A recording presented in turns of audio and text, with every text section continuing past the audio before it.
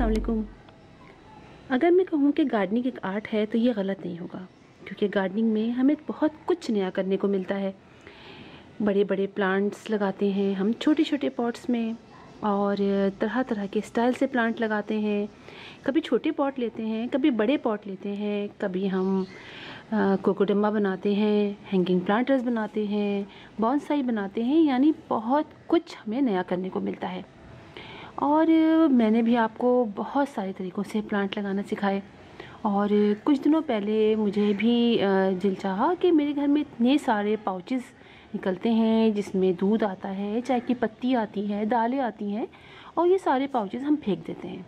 तो मैंने इसको इस्तेमाल किया और मैंने इस पर अपनी वीडियो भी डाली हुई है, जिसके अंदर मैंने बताया है कि हम इसको किस तरह से लगाते हैं इन पाउचेस में। ये पाउचेस वैसे होते बहुत देर पा हैं और बहुत अच्छे तरीके से इनमें प्लांट ग्रो करते हैं। मैंने किया ये कि जो छोटे छोटे पाउचेस आते हैं उनको मैंने पलट लिया और नीचे होल कर दिया, और फिर इसके अंदर मैंने वेल ड्रेन सॉइल डाली। जो मैंने होल किया था उसके अंदर मैंने कागज़ के पीसेस रख दिए, उसके अंदर वेल ड्रेन सॉइल डाली, यानी मैंने उसके अंदर सैंड की मिकदार ज़्यादा रखी। मैंने इस तरह किया कि मैंने 50% सैंड लिए, 25% गोबर की खाद और 25% मैंने अपने गार्डन की सॉइल ली, और इन पाउचेस के अंदर डाल के मैंने बहुत सारे वो प्लांट जो मेरे पास एक्स्ट्रा बच जाते हैं, इसलिए कि जब हम गार्डनिंग करते हैं तो हमारे बहुत सारे प्लांट्स मतलब बेबीज़ निकलते चले जाते हैं, और फिर 1 से 2 पॉट, 3 पॉट, 4 पॉट, और उसके बाद फिर ये होता है कि हमें अक्सर इन प्लांट्स को फिर फेंक देना पड़ता है, इसलिए कि इतने सारे प्लांट्स तो हम नहीं लगा सकते। तो फिर मैंने उनको इन पाउचेस में लगाया, और अब आप देख सकते हैं कि सारे ही पाउचेस में बहुत अच्छे तरीके से ग्रो कर रहे हैं। और इसमें सबसे फ़ायदा ये होता है कि इसके अंदर पानी बहुत देर तक जमा रहता है, एब्जॉर्ब रहता है मिट्टी के अंदर, जल्दी से ये ड्राई नहीं होता, और हमें गर्मियों में बहुत ज़्यादा इनमें पानी भी नहीं डालना पड़ता।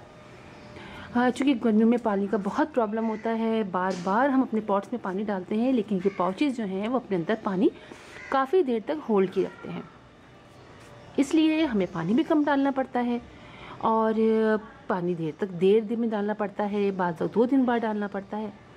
और आप देख सकते हैं कि मेरे सारे ही तरह के प्लांट इनके अंदर लगे हैं। और अब चूँकि मैंने आपसे कहा था कि मुझसे फेंका नहीं जाते प्लांट्स, तो फ़ायदा मुझे ये हुआ कि बहुत सारे प्लांट्स के बीच में मैं इन पॉट्स को रख देती हूँ, और आप देखें इनकी सेहत से कि कितनी अच्छे तरीके से ये सारे ही ग्रो कर रहे हैं। इनमें फ्लावरिंग भी होती है, और इसके अलावा इनके बेबीज़ भी नए नए निकल रहे हैं। जैसे कि डिफन बाकी अगर देखिए, ये बेबी निकला है अभी कुछ अरसे हुए, ये देखिए ये निकला, ये वाला बेबी निकला है इसका, डिफन बाकिया का इसके अंदर, और एक ये है।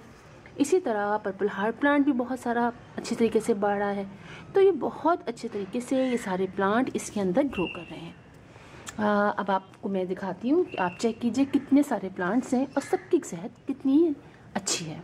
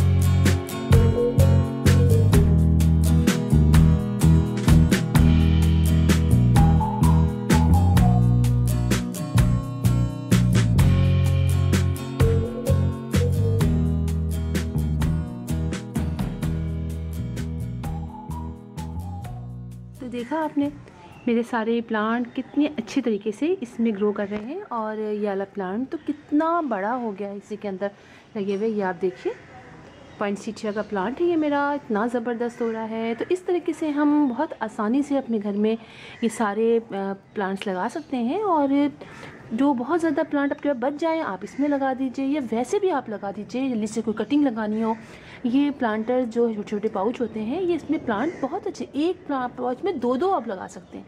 अब देखिए कि मेरे इसके अंदर कितने सारे लगे हुए हैं, कई तरह के प्लांट लगे हुए हैं और सारे ही इतने अच्छे तरीके से ग्रो कर रहे हैं। और मैं अपने बहुत सारे पॉट्स के दरमियान में इन प्लांटर्स को रख देती हूँ, तो ये पीछे की तरफ चले जाते हैं और फिर ऊपर से ये प्लांट दिखाई देते रहते हैं। तो बहुत अच्छा और बहुत ग्रीन लुक आता है।